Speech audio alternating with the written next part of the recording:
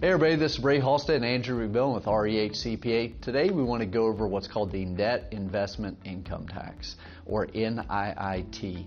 You know, a lot of you out there that have investments, you have capital gains, you have dividends, you have interest, or you're selling a rental property, you need to be aware of this net investment income tax because it can create an unexpected tax that you're not aware of, and we want to make sure that we don't get hit with anything that we don't know about. Andrew, can you go over the net investment income tax?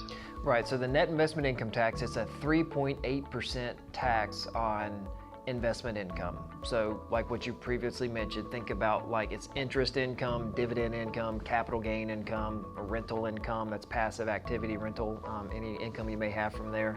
If you've got that type of income in your tax return, you could be at risk for having to pay this 3.8% net investment income. So what's tax. the trigger for having to pay that 3.8%? Because it's not on everybody's, right? It's not. So it's an income threshold trigger. So if you're single and if you have a modified adjusted gross income of $200,000, then if you're above that and you're single, then you're going to be subject to this net investment income tax. If you're married, it's $250,000.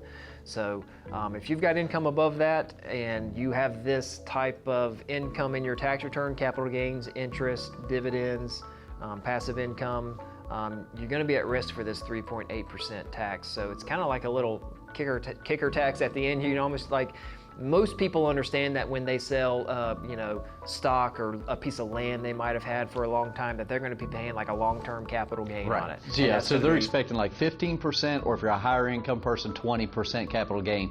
A lot of them don't realize that there's that 3.8. So your highest long-term capital gain rate isn't 20%, it's 23.8. It is, and you know that 3.8% doesn't sound like much. You know, it's only 3.8%, but depending on the gain, I mean that number can get pretty large. So you want to make sure that you're aware of this additional tax and when you may be subject to it. And like I said, not everybody pays it. Depends on your income. And there's not much you can do about it. There isn't.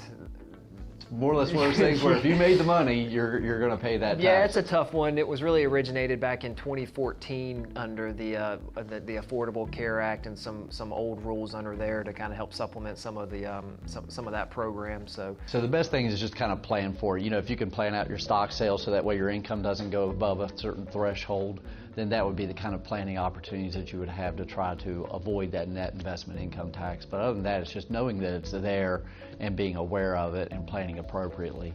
If you do a lot of investments, or you're getting ready to sell a piece of property, like a piece of land, investment property, and you want to understand what your tax liability would be and how the net investment income tax would apply, feel free to give us a call. We'll sit down and take a look at your situation and see if we can help.